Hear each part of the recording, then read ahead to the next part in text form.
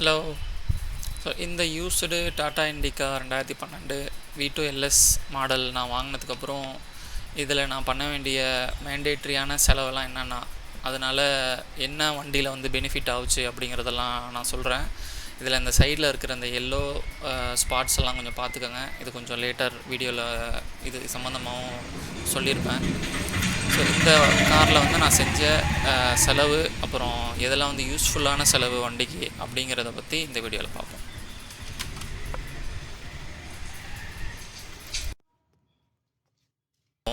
இப்போது என்னென்னலாம் நல்ல செலவு பண்ணேன்னா, இந்த மல்டி ஃபங்க்ஷன் கீ இருக்க பாருங்கள், இது வந்து இண்டிகேஷனுக்காக யூஸ் பண்ணுறது மெயினாக.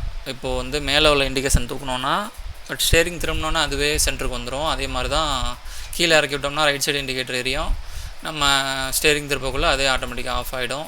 இந்த இடத்துல வந்து கனெக்ட் ஆகிருக்குல்ல. இப்போ இதை வந்து நான் செகண்ட் ஹேண்டில் தனியாக வாங்கினேன், ஏன்னா ஏற்கனவே இருந்தது ஒழுங்காக ஒர்க் ஆகலைன்னு சொல்லிட்டு.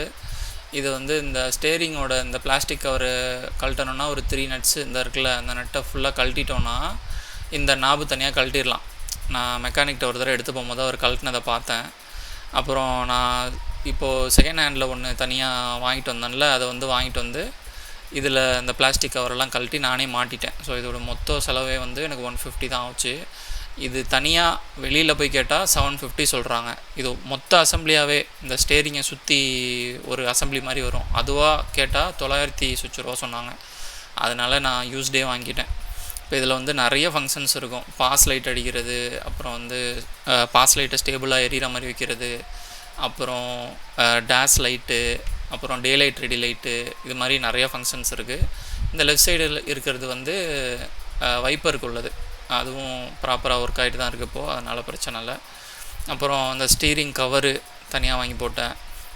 ஏற்கனவே இருந்த கவர் வந்து ரொம்ப வேர்வை இழுத்து அது ரொம்ப வெயிட்டாகிடுச்சு, ஸ்டேரிங்கே வெயிட் ஆக்கிடுச்சு. கழட்டிட்டு தூக்கி பார்த்தாலுமே அவ்வளோ வெயிட்டாக இருந்துச்சு அந்த ஸ்டேரிங் கவர். அதை கழட்டிட்டு இந்த கவர் போட்டேன். இது கம்மி காசு தான். இதோட ப்ரைஸ் வந்து நான் ஸ்க்ரீனில் போட்டு விட்றேன். இது வண்டியோட இன்டீரியர் கலர் வந்து மேட்ச் ஆகிற மாதிரி ஆர்டர் பண்ணி வாங்கினேன். பட் எனக்கு 100% மேட்ச் ஆகிற மாதிரி கிடைக்கும்னு எதிர்பார்க்கல. கொஞ்சம் வேறு மாதிரியான ரெட்டு, வேறு மாதிரியான ஒரு ஷேடில் பிளாக் வரும்னு நினச்சேன். ஆனால் எனக்கு சீட் கவர் என்ன கலர் இருந்துச்சோ அப்படியே அமைஞ்சிருச்சு. அப்புறம் இந்த லைட்டு, இது வந்து ஆக்சிலரி லைட்டுன்னு சொல்லுவாங்க. இது டாடா இண்டிகா வச்சுருக்க எல்லாருக்குமே இந்த மாதிரி ஒன்று வைக்கணும்னு தோணிக்கிட்டே இருக்கும். ஏன்னா நார்மலாக லைட்டை போட்டு நைட்டில் போனால் ரோடு கொஞ்சம் தூரத்துக்கு தான் தெரியும். எய்த்தாப்பில் யாராச்சும் ஒயிட் லைட் வச்சுட்டு வந்தாங்கன்னா சோழி முடிஞ்சு. இது ஏற்கனவே என்கிட்ட விற்றவர் இந்த இடத்துல வந்து ஆக்சிலரி லைட்டை வச்சுருந்தார். அந்த ஃபோட்டோஸ்லாம் நான் பார்த்தேன். ஆனால் எனக்கு விற்கும் போது அவர் வச்சுருந்த 3 ஆக்சிலரி லைட்டையுமே கழட்டிட்டு அந்த ஒயரிங் ஃபுல்லாகவுமே கழட்டிக்கிட்டு தான் கொடுத்தாப்புல. இப்போ நான் இதுக்கு தனியாக அந்த ஒரு எல் கிளாம்ப் மாதிரி இருக்குல்ல, அது தனியாக நான் வந்து வாங்கி வளைச்சி அதுக்கு ஹோல்லாம் போட்டு, அப்புறம் ஏற்கனவே காரில் இருந்த அந்த ஹோல்ஸோடு மேட்ச் பண்ணி தான் இதை வந்து ஃபிட் பண்ணேன். அப்புறம் வந்து அதோடய ஒயர்ஸ் வந்து இது வழியாக தான் எடுத்து அந்த ஒயர் வந்து உள்ள டேஷ் வரைக்குமே போயிருக்கும். இந்த சின்ன கோண்டு பிளாக் ஒயர் ஒன்று இருக்குது பாருங்கள். இதுக்கு வந்து லைட்டோட செலவு எனக்கு வந்து 205 ருபீஸ் தான் வந்துச்சு. பட் இந்த கிளாம்ப்பு, அப்புறம் வந்து டெக்னீஷியனு, ஒயரு, பிளாக் டேப் எல்லாம் சேர்த்து எனக்கு 670 ருபீஸ் வந்துருச்சு. நான் ஒரு 300 400 தான் வரும்னு நினச்சேன். பட் இது ஓவரால் கொஞ்சம் நான் எதிர்பார்த்ததோடு அதிகமாக வந்துருச்சு. பட் ஃப்யூச்சரில் நான் ஏதாவது லைட்டு திருப்பி மாற்றணும், வேறு லைட்டு பவராக வைக்கணும்னா அது நானே பண்ணிக்கலாம், யாரோட ஹெல்ப்பும் தேவையில்லை. இப்போ இதில் 3 சுவிட்ச் ஆல்ரெடி வண்டியிலே இருந்தது. இதில் வந்து இந்த ஃபஸ்ட்டு சுவிட்சில் தான் வந்து நான் அந்த லைட் கனெக்ஷன் கொடுத்துருக்கேன். இது ஆக்சுவலி நைட் டைம் ரன்னிங்கில் வந்து ஆன் ஆஃப் பண்ண கொஞ்சம் கஷ்டமாக தான் இருக்குது. இது ஹார்னுக்குள்ளது, இது வந்துட்டு டேப்புக்குள்ளது. டேப்பு பிரச்சனை இல்லை, ஒரு தடவை ஆன் பண்ணோன்னா நம்ம ஆஃப் பண்ண போகிறதில்ல. பட் இந்த லைட்டை வந்து நைட் டைமில் ஆன் பண்ணி ஆஃப் பண்ணுவோம்ல, அதனால் இது கொஞ்சம் கஷ்டமாக இருக்குது. இதுக்கு ஏதாச்சும் ஒரு ஐடியா பண்ணணும். பட் இது வந்து நான் செலவு பண்ணதில் ஒர்த்துன்னு நினைக்கிறேன். அப்புறம் இது மாதிரி வண்டியில் வந்து நிறைய எல்லோ ஸ்பாட்ஸ் இருந்துச்சு. நான் அந்த பழைய வீடியோ முடிஞ்சால் இதில் அட்டாச் பண்ணி காட்டுறேன். இந்த இடத்துலலாம் வந்து நிறைய எல்லோ கலரில் ஒரு ரவுண்டாக ஒரு ஸ்பாட் இருக்கும். நான் என்ன பண்ணேன்னா சாண்ட் பேப்பரை வச்சு சாண்ட் பண்ணிவிட்டு அந்த இடங்கள் எல்லாத்தையுமே வந்து ஸ்ப்ரே பெயிண்ட் அடிச்சு விட்டுட்டேன். அந்த ஸ்ப்ரே பெயிண்ட்டை கூட நான் காட்டுறேன் கொஞ்சம் லேட்டாக. அது கரெக்டாக ஒரு 95% கிட்ட பிளெண்ட் ஆகிடுச்சு கரெக்டாக என் வண்டியோட கலரோட. மற்ற பேனல் கலர்ஸ்லாம் கொஞ்சம் ஃபேடாக இருக்கிறதுனால இது கொஞ்சம் தனியாக தெரியும் கிட்டக்க வந்து பார்த்தா. அது போக இந்த இடத்துல பார்த்தீங்கன்னாக்கா ஃப்யூஸ் போயிருந்துச்சு, சென்ட்ரல் லாக் சிஸ்டமு. அப்புறம் இந்த இந்த இடத்துல இருக்கு பாருங்க, இதில் வந்து ஃபியூஸ் இருக்கும் உள்ள. இதில் வந்து ஒரு ஃபியூஸ் வந்து போயிடுச்சு. அதனால் என்னாச்சுன்னா சென்ட்ரல் லாக் ஒர்க் ஆகலை. நான் என்ன நினச்சேன்னாக்கா, இந்த சென்ட்ரல் லாக்கோட கீ இருக்குது பாருங்கள், இதோட செல்லு தான் வந்து ரன் அவுட் ஆகிடுச்சு போல், பேட்ரி இல்லை போலன்ட்டு 180 ரூபா கொடுத்து 2 செல்லு பேட்ரி வாங்கி இதில் போட்டுட்டேன். கரெக்டாக மேட்சும் ஆகலை. ஓரளவுக்கு மேட்சிங்கான ஒரு செல் வாங்கி போட்டு செக் பண்ணால் அப்போவுமே ஒர்க் ஆகலை. ஸோ அது ஒரு 180 வேஸ்ட்டு. அதுக்கப்புறமா தான் அங்கே போய் டெக்னீஷியன்ட்ட காட்டும் போது ஜஸ்ட்டு ஒரு ஃபியூஸ் மட்டும் மாற்றி விட்டாப்புல ஒர்க் ஆகிடுச்சு. அப்புறம் இது பார்த்திங்கன்னா டைனாமோ கழட்டி அதில் வந்து நிறைய ஒர்க்லாம் பண்ணாப்புல. அது வந்து 1250 ரூபா வந்துச்சு பார்ட்ஸு. இந்த இருக்குது பாருங்கள், கருப்பு கலரில் ஒரு பெல்ட்டு, இதான் அந்த டைனாமோ பெல்ட்டு. அதுவும் இப்போது இன்னும் கொஞ்சம் கிலோமீட்டர் ஒன்று மாற்றணும். அது ஓன் அவுட் ஆகிடுச்சு ஆல்ரெடி, பட் ஓடிக்கிட்டு இருக்குது இப்போதைக்கு.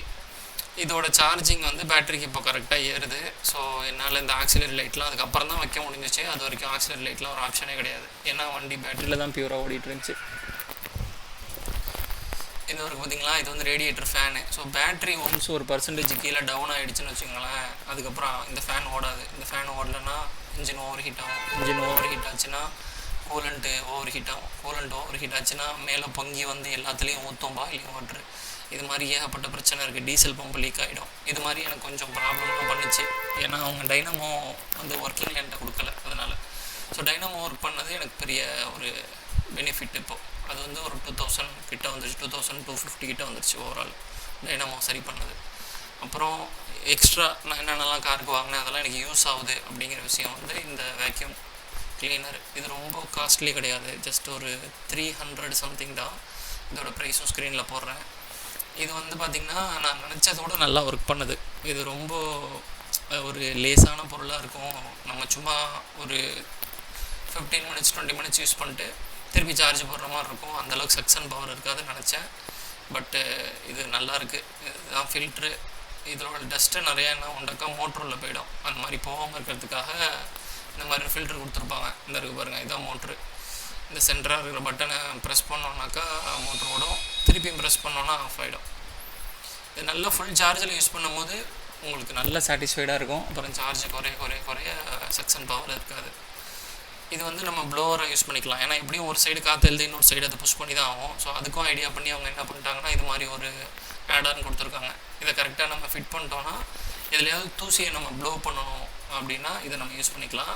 இதோட பவர் ஒன்றும் எக்ஸ்ட்ரீமாலாம் இருக்காது, ஓகே ஓரளவுக்கு இருக்கும். இதை நான் டெஸ்ட் பண்ணி காட்ட ட்ரை பண்ணுறேன். பாருங்க, அந்த நியூஸ் பேப்பர் வந்து ஒரு 2-3 பேப்பர் சேர்ந்துருக்கு. அதனால் இப்போ நம்ம அதை ப்ளோ பண்ண ட்ரை பண்ணால் அது ரொம்ப ரெஸ்பாண்ட் பண்ணலை. இப்போ நான் உங்களுக்கு ஒரு டிஷ்யூ வச்சு அதோட ப்ளோவரோட பவர் காட்டுறேன் பாருங்கள். சரிங்களா, இது மாதிரி இவ்வளோக்கும் மேலே வந்து நான் ஃபேனு 5 ஸ்பீடில் வச்சுருக்கேன். அந்த ஃபேனோட ஏருக்கு ஆப்போசிட்டாக அந்த டிஷ்யூ அது ஓரளவு நல்லா தள்ளுது. நமக்கு எதுலையாச்சும் இந்த மாதிரி டஸ்ட்டை ப்ளோ பண்ணோன்னா இது யூஸ் பண்ணிக்கலாம். பட் இதை நான் மேஜராக யூஸ் பண்ணுறது வந்து வேக்யூமுக்கு தான். வேக்யூம் நல்லா பண்ணுது. இப்போ நான் வந்து கால் வைக்கிற இடத்துலலாம் அந்த கட் மேட்லலாம் ஃபுல்லாக இதாக ஆகிடுதில்ல, மண்ணாகிடுது. ஸோ அதெல்லாம் நான் வந்து தட்டி விட்டுட்டு ஒரே இடமா குமிச்சு வச்சுட்டு இதை வச்சு டக்குன்னு நான் வேக்யூம் யூஸ் பண்ணி அந்த டஸ்ட் எல்லாத்தையும் எடுத்துருவேன், மண் எல்லாத்தையும் எடுத்துருவேன். அது நல்லா யூஸ்ஃபுல்லாக இருக்குது. இதெல்லாம் வந்து எக்ஸ்ட்ரா அட்டாச்மெண்ட்ஸு. இப்போது கொஞ்சம் தூரமாக நல்லா இன்னராக போய் க்ளீன் பண்ணணுன்னா இந்த மாதிரி எக்ஸ்ட்ரா நாசல் யூஸ் பண்ணிக்கலாம். ப்ரஷ் பண்ணி அந்த அழுக்கெல்லாம் கொஞ்சம் லூஸ் பண்ணி விட்டு தான் செக்ஷன் பண்ணணுங்கிற பட்சத்தில் இந்த எக்ஸ்ட்ரா ப்ரஷ்ஷையுமே நம்ம அட்டாச் பண்ணிக்கலாம். இது வாங்கின ப்ரைஸ்க்கு ஒர்த்து.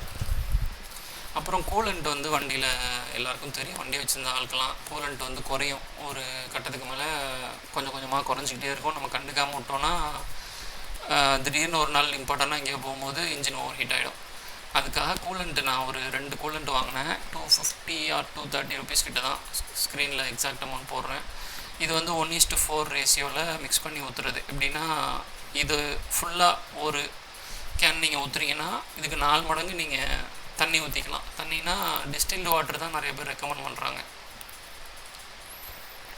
இது நான் வாங்கினதுலேயே ஒன் ஆஃப் த ஒஸ்ட்டு வீணாக போன வேஸ்ட்டு ப்ராடக்ட்டுன்னு சொல்லணும். இது வந்து ஜஸ்ட்டு இந்த ஏசி வெண்ட்டு உள்ளெல்லாம் நம்ம போய் க்ளீன் பண்ண முடியாதுல்ல, அது மாதிரி நல்ல ஒரு நூக் அண்ட் கார்னர்ஸ்லாம் வந்து டஸ்ட்டை நம்ம கலெக்ட் பண்ணோன்னா இந்த ஜெல் வச்சு கலெக்ட் பண்ணலாம். இது எப்படின்னா வாங்கி ஒரு ஃபஸ்ட்டு 5 யூஸ் 6 யூஸ்க்கு நல்லா யூஸ் ஆகின மாதிரி எனக்கு ஃபீல் ஆச்சு. நல்ல டஸ்ட்டெல்லாம் எடுத்துச்சு. போக போக அது ரொம்ப கொலன்னு ஆகிடுச்சு. எதுலையாவது வச்சுட்டு ஒரு 2-3 செகண்ட்ஸ் கழிச்சு எடுத்தேன்னா உள்ளக்க கொஞ்சம் போய் அப்படியே செடிமெண்ட் ஆகிடுச்சு. அதை நான் எப்படி எடுப்பேன்? அங்கே டஸ்ட் எடுக்கவும்லேருந்து தான் இதே வாங்கினேன். இது எனக்கு எக்ஸ்ட்ரா வேலை வைக்கிற மாதிரி எனக்கு ஃபீல் ஆச்சு. இதை நான் அன்னையிலேருந்து தொடவே இல்லை. இது ஒரு 3 வீக்ஸாக செல்ஃபில் தான் இருக்குது. இதுக்கப்புறமும் இதை நான் யூஸ் பண்ண மாட்டேன். மேபி கீபோர்ட்ஸு இடையில இருக்கிற அந்த டஸ்ட்டெல்லாம் எடுக்கிறதுக்கு இது ஃப்யூச்சரில் எனக்கு யூஸ் ஆகலாம். பட் இப்போதைக்கு இதை நான் தொடவே இல்லை. இது ஒரு மாதிரி அன்கம்ஃபர்டபுளான ஒரு ப்ராடக்ட். Not recommended. அப்புறம் அந்த பேனல்ஸ்க்கெலாம் வந்து நான் சேண்ட் பண்ணிவிட்டு காருக்கு ஸ்ப்ரே பண்ணேன்னு சொன்னால அந்த ஸ்ப்ரே கேன் வந்து இதுதான். ஸ்ப்ரே கேன் வந்து கொஞ்சம் கேர்ஃபுல்லாக நீங்கள் ஆர்டர் பண்ணி எடுக்கணும். ஏன்னா கலர்ஸ்லேயே வந்து பல ஷேட்ஸ் இருக்கும். இது வந்து எனக்கு 400 ml 230 ரேஞ்சு கிடச்சிச்சு. எக்ஸாக்ட் அமௌண்ட் ஸ்க்ரீனில் வரும். இது என் வண்டிக்கு நல்ல மேட்ச் ஆகுது. அதே மாதிரி இதோட அந்த காயிற தன்மையும் சடனாக ஒரு ஸ்ப்ரே பண்ணிவிட்டு அடுத்த ஒரு 20-30 செகண்ட்ஸில் நீங்கள் விரல வச்சிங்கனாலே நிறைய உங்கள் விரலில் வராது. அப்புறம் 2 மினிட்ஸ்லேருந்து 5 மினிட்ஸ் வரைக்கும் விட்டுட்டு நீங்கள் அடுத்தடுத்த கோட் அடிச்சுக்கிட்டே இருக்கலாம்.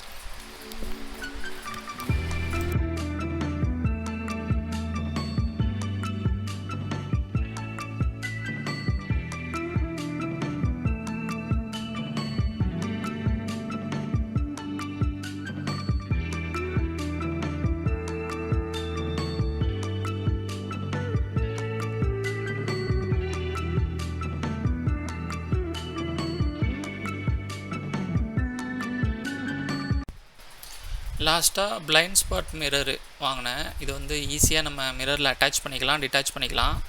என்ன பிரச்சனைனா எங்கேயாச்சும் நான் அதை எடுத்து திருப்பி உள்ளே வைக்க மறந்துட்டு காரோடு வச்சுட்டு போயிட்டேன்னா யாராவது அதை எடுத்துகிட்டு போயிடுறாங்க. எனக்கு ஒரு தடவை 2 மிரருமே வந்து திருட்டு போயிடுச்சு. அதுக்கப்புறம் நான் என்ன பண்ணுவேன்னா ஒரு டைமும் இந்த மேலே இருக்கிற பார்ட்டை மட்டும் கலட்டி வண்டி உள்ளே வச்சுட்டு லாக் பண்ணிட்டு தான் போவேன்.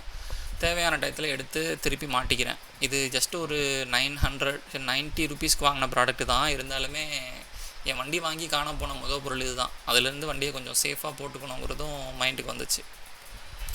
நான் இந்த வண்டி வாங்கி இதுக்கு நான் பண்ண முக்கியமான செலவு, அதாவது இப்போ நான் விற்றேன்னா என் கூடயே வராத செலவு, அதை மட்டும் ஆட் பண்ணும்போது இந்த வண்டியோட டோட்டல் எனக்கு வந்து 63,000 கிட்ட இப்போ வந்திருக்கு.